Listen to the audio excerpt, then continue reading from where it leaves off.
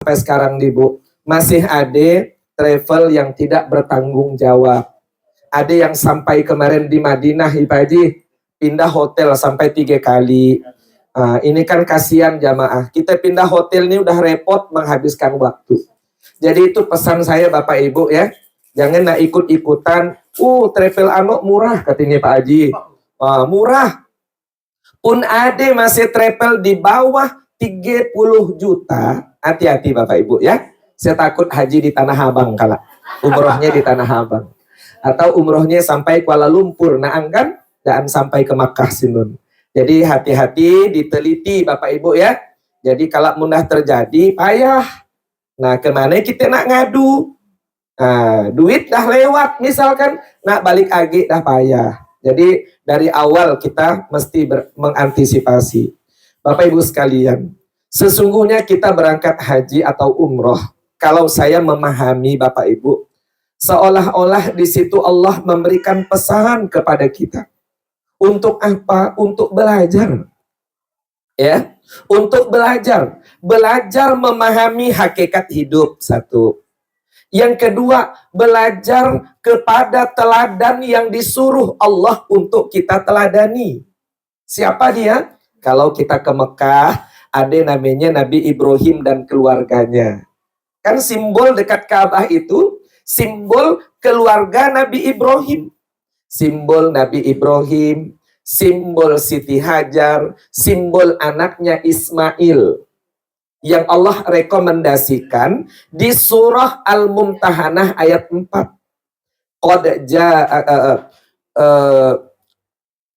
Qad kanat lakum uswatun hasanah fi Ibrahim walladzina ma'ah, kata Allah. Sungguh telah terdapat suri teladan yang baik bagimu pada Nabi Ibrahim dan orang-orang yang bersama dengan dia. Jadi Nabi Ibrahim tuh Bu, dapat titel langsung dari Allah. Apa titelnya? Inni ja'iluka linnasi imama. Ibrahim, kata Allah, aku jadikan engkau pemimpin bagi seluruh umat manusia. Jadi tanpa pemilu, tanpa KPU Bu, Allah yang menjadikan Nabi Ibrahim sebagai pemimpin bagi seluruh umat manusia. Dan menjadi orang yang sangat dicintai Allah. Yang mendapat gelar Khalilullah namanya Bu. Khalilullah. Khalilullah itu teman kesayangan Allah. Bayangkan Bu. Allah berteman. Berteman dengan siapa? Dengan hambanya. Dan tentunya untuk menjadi teman kesayangan Allah ini tidaklah mudah. Ya, tidaklah mudah. Ya, jadi kita berteman jalah Bu berteman. Ibu suah berteman dengan si A misalkan. Kemana-mana selalu berdua katanya Bu ya. Macam jin dan jun ya. Mudah pengajian selalu berdua. Pagi belanja selalu berdua. Coba Bu. Tapi ada kan teman suah enggak ngerajuk dengan kawan? Suah enggak? Sudah nak karap Bu, suah aja ya. Suah aja. Iya, seseorang yang kita jadikan sebagai teman. Nah, artinya kita berteman saja, teman itu menjadi bahan ujian. Si anak be, ya ku kira baik. Gasaang tuh yo Bu. Gasaang tuh enggak tahan kita dengan gasaang tuh Jadi teman itu ujian. Jangan jauh-jauh lah. Suami istri sajalah. Allah jadikan pasangan hidup kita itu ujian. Makanya saya tanya ibu-ibu, pernah enggak merajuk dengan suami? Sudah nak karap Bu? Suah aja ya. Iya coba. Karena suami itu juga adalah ujian bagi seorang istri. Suami pun ya gaya juga Bu. Suah enggak pas Bu kasal dengan Mak Biat? Iya kan? Nah, demikian pula anak, ya kan? Anak itu bahan ujian. Nah, ketika Allah memilih teman yang akan dipilih Allah itu diuji oleh Allah. Betul enggak dia sayang dengan Allah? Betul enggak dia cinta dengan Allah? Nabi Ibrahim diuji, Bu. Diuji. Nah, kita baca kan ujian Allah pada Nabi Ibrahim ketika Nabi Ibrahim sudah meyakini Allah sebagai Tuhan.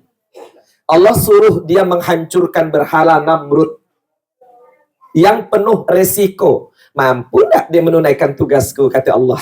Ternyata dia mampu dan siap menghadapi resiko. Walaupun harus dibakar oleh Raja Namrud, tapi saking Nabi Ibrahim yakin dengan Allah, api yang sifatnya panas menjadi dingin. Dirubah Allah menjadi dingin. Masya Allah, Bu. Tuh, karena yakin dengan Allah. Dua, Allah perintahkan dia berkhitan di usia 80 tahun. Kira-kira sanggup enggak dia? Ternyata Nabi Ibrahim sanggup. Coba Ibu lihat di Google, apa alat khitannya? Alat khitannya namanya kodum. Kodum itu sejenis kapak. Nah, bayangkan. Coba Munade nih Aki umur 80 belum disunat, lihatkan kapak, saya yakin dia lari Ibu ya. Bagus aku jadi tuh kulub ya katanya. Nah, ini Ibu sekalian. Allah perintahkan lagi untuk apa? Berdakwah, meninggalkan anak dan istri di tengah-tengah keadaan yang tidak aman. Bayangkan Bu, sanggup tak kira-kira? Ternyata Nabi Ibrahim sanggup. Dia titipkan anak dan istrinya di lembah yang tandus, yaitu Ka'bah. Maka di situ ada Hijir Ismail ya Bu ya. Di samping Ka'bah itu ada Hijir Ismail. Disitulah dia titipkan. Sampai-sampai istrinya berteriak-teriak kepada Ibrahim alaihissalam. Wahai Nabiullah. Karena waktu selesai dititipkan Bu, Nabi Ibrahim berjalan daan ngalih-ngalih. Apa ya? Nyojon kayak namanya itu. Ada kayak Ibu tadi berangkat di situ daan ngalih-ngalih lagi. Iya namanya nyojon Bu. Ya. Nojon. Iya, dia titipkan, dia langsung berjalan Bu, tanpa menoleh lagi. Sehingga Siti Hajar memanggil, wahai Nabiullah, wahai Nabiullah, wahai Nabiullah, berjalan. Dan ngalih-ngalih. Wahai Nabiullah, apakah engkau tinggalkan kami atas perintah Allah? Barulah dia berhenti dan menoleh ke belakang dan dia menganggukkan kepala. Diamlah Siti Hajar. Dia ikhlas, dia ridho karena suaminya melaksanakan tugas karena perintah dari Allah. Allah jaga Bu. Allah jaga. Ya. Sampai suatu hari Ismail kehausan. Sementara ASI dari Siti Hajar tidak ada, kering. Dia berikhtiar, berlari-lari dari Bukit Safa ke Marwah, bolak-balik. Jangan bayangkan Bukit Safa dulu dengan sekarang Bu. Iya. Kalau sekarang Bu Intan kapak nak sai di lantai 3 dah ada skuter. Inyan aja. Tawaf dah pakai ada nang skuter, munara dah kapak. Tapi sudah carat Bu. Aku carat nak pakai skuter. Jangan. Iya untuk orang-orang yang uzur. Mun yang masih sega berjalan, sudah nak pakai skuter. Iya. Jangan dibayangkan Sofa Marwah dengan keadaan sekarang. Sofa Marwah sekarang sadap. Ya Bu ya. Di masjid ber-AC, mun aus kalau ada air Zam-Zam. Masya Allah. Jangan dibayangkan sekarang. Dulu itu, Masya Allah, bukit Bu. Di tengah terik matahari. Sekarang ngajak kita bolak-balik Safa Marwah, laka tahallul, ambil kantar pen. Ingat, mun berombongan Pak, rombongan ini terasi lama kita. Mun ya seorang berdua sih bisa ngabut kita. Tapi mun berombongan, apa yang namanya mutawib ya Allah, ya membimbing itu. Habis suare, kapak kaki, we. Ya Allah, memang dah kantar pen saya sedia selalu di tas kacik Bu ya. Mun umroh, lakaang dah duduk dolo urut dolo, panase dolo, Masya Allah. Kita bayangkan dolo Siti Hajar Bapak Ibu, ya, di tengah terik padang pasir. yang tandus, bukitnya yang terjal. Sekarang sadap kita udah pakai bata, ya kan? Masya Allah. Ya Allah, ibu sekalian, perjuangan yang luar biasa. Tapi Nabi Ibrahim tunaikan apa yang diperintahkan kepada Allah Subhanahu wa taala. Kemudian yang berat lagi apa? Allah perintahkan dia untuk menyembelih putranya Ismail. Bayangkan, Bu. Perintah yang amat sangat berat. Tapi dia sanggup tunaikan. Yang terakhir Allah suruh dia membangun Ka'bah. Dan Allah abadikan. Tuntas semua ujian Allah yang Allah berikan kepada Nabi Ibrahim. Selesai, maka dalam surah Al-Baqarah diungkapkan, wa idzi batala Ibrahim rabbuhu bikalimatin fa'atammahun.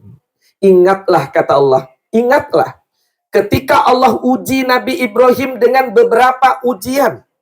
Fa'atammahun, maka dia tunaikan dengan sempurna. Mun ibarat orang ujian tesis, ya Bu. Bukan lagi cum laude dah ya. Di atas cum laude, apa namanya? Ada di atas cum laude lagi, Bu. Iya, nilai tertinggi. Maka Allah mengatakan, inni ja'iluka linnasi imama. Ibrahim, kata Allah, aku jadikan engkau pemimpin bagi seluruh umat manusia. Suka enggak Nabi Ibrahim, Bapak Ibu? Daan. Nabi Ibrahim dan suke. Ada hal yang diribekannya, Ibu. Bayangkan. Allah jadikan pemimpin bagi seluruh umat manusia. Dia tidak sambut dengan gembira. Mun kita coba, makasih ya Allah. Ni kita. Mun ada Pak Direktur mirih kita sebagai apa beri jabatan. Hore tak kita? Hore. Tapi Nabi Ibrahim tidak. Kenapa? Karena ada yang diribekannya.